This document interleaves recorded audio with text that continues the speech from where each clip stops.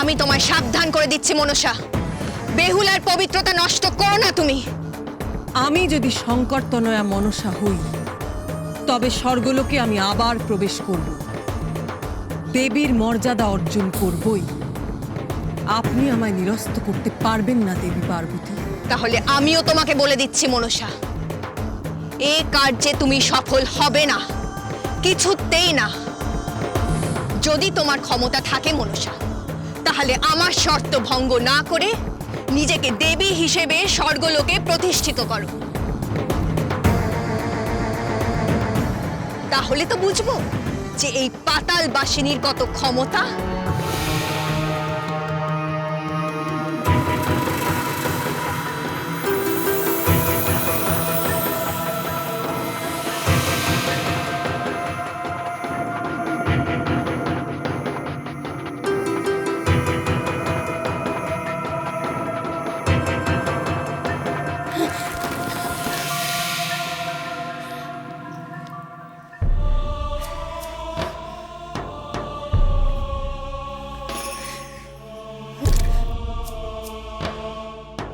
এখন কি করি আমি?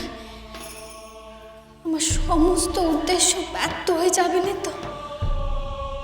পরীরা ইন্দ্র সভা তো যেতে দিল না। এমন দেশে আরো অবস্থা এর আগে হয়নি। কোথায় যাব, কি করব কিছু বুঝতে পারছি না। দিদি, দিদি, কি হয়েছে? কি হয়েছে পদ্মাবতী? তুমি এত ক্রুদ্ধ কেন? স্বর্গলোকের দেব দেবীদের চক্রান্তের কি কোনো শেষ নেই? কি হয়েছে? কি হয়েছে বোন? যে মুহূর্তে দেবী পার্বতী জানতে পেরেছেন যে আমার দেবীত্ব অবশ্যম্ভাবী, সেই মুহূর্তে তিনি নতুন চক্রান্ত শুরু করেছেন। এই অবিচার আমি আর সহ্য করতে পারছি না। দেবী পার্বতী আবার তিনি নতুন কি চক্রান্ত করলেন? দিদি, বেহুলাকে কোনো সহায়তা ছাড়াই স্বর্গলোকে সেই অস্থি উদ্ধার করে পৌঁছতে হবে। না, কোনো মতেই না। এত বড় সর্বনাশ আমাদের আটকাতেই হবে পদ্মাবতী। কি করে আটকাবে তুমি? দেবী পার্বতী স্বর্গের অধীশ্বরী, তার নির্দেশে সমস্ত স্বর্গলোক চলে। তিনি যে আদেশ দিয়েছেন তার বিরোধিতা করে এমন স্পর্ধা কারণ নেই। আমার দেবীত্ব অর্জনের পথে বাধা সৃষ্টি করার জন্য উন্মুখ হয়ে রয়েছেন দেবী পার্বতী, উন্মুখ হয়ে রয়েছেন। তাহলে তাহলে আমাদের এতদিনের পরিশ্রম, এত চেষ্টা সব ব্যর্থ হবে।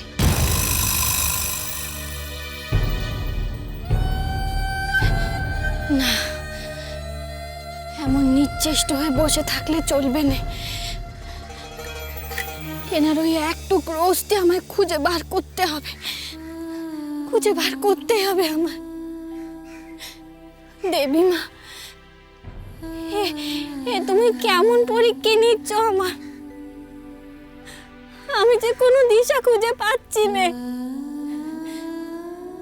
যখন তেনার দেওনে মান্দাস করে ভেসেছিল, তখন তো জানতুম কোন পথে আমায় যেতে হবে, এই সবগুলোকে আসতে হবে আমার, আমি তা জানতুম। এখন এখন এই মর্তলোকে তেনার অস্থি আমি কোথায় পাবো মা? কোথায় পাবো? হে ভোলানাথ, আমায় দিশা দেখান ভোলানাথ, দিশা দেখান।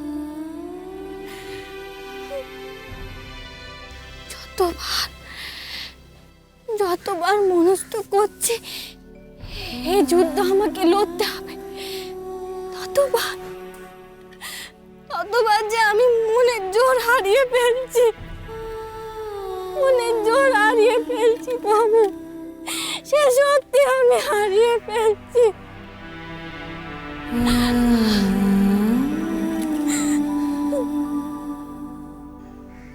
এই চক্রান্তের ফলে তোমার কত বড় ক্ষতি হতে পারে সেটা তুমি জানো পদ্মাবতী?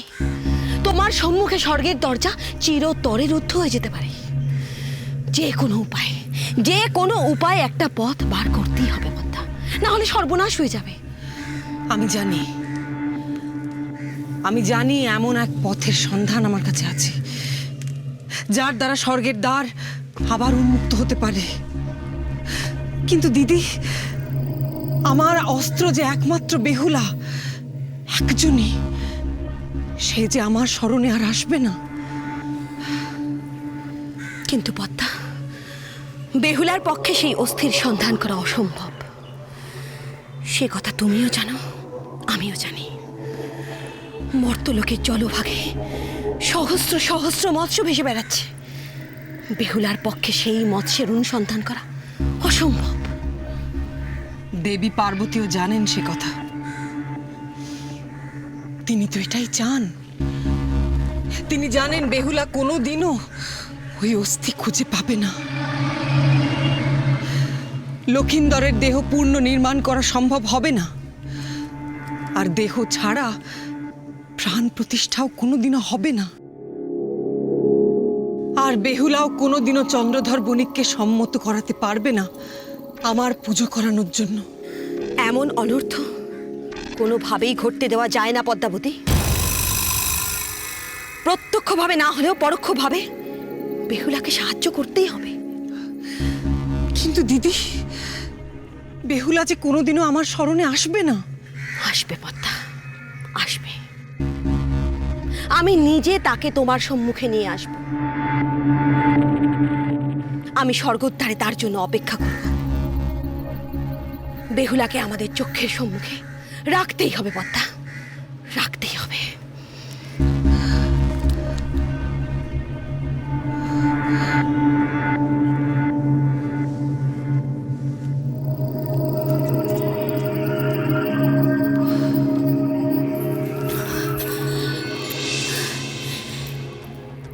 না, মনের জোর হারালে চলবে না, চলবে না আমার। তাহলে যে কোনো কালে তেনার জীবন ফিরিয়ে আনতে পারবো না আমি। এখান থেকেই তেনার এক টুকরো অস্থি খুঁজতে হবে। আমি এখান থেকে শুরু করতে হবে।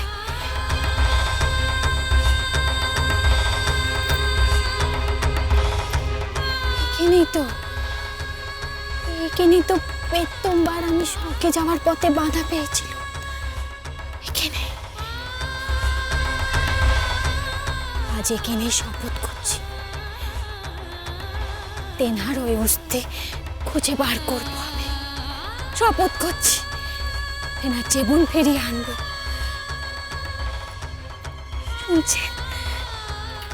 শুনছেন আপনি? আজ এখান থেকে আপনার ওই এক টুকরো অস্থি খোঁজা শুরু করছি আমি। এখান থেকে শুরু করব, এখান থেকে।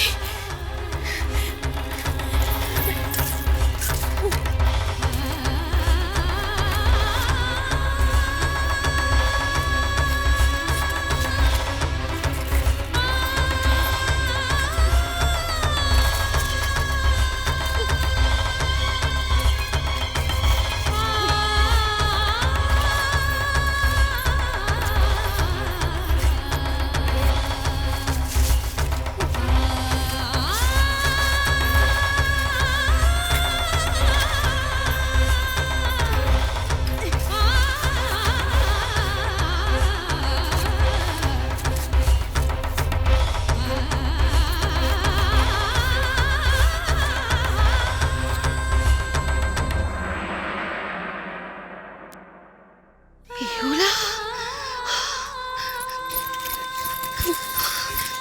বেহুলা, বেহুলা! কোনো কথা বলেনি, কোনো কথা বলেনি। তেনার অস্থি খুঁজতে হবে আমি, তেনার অস্থি খুঁজতে হবে।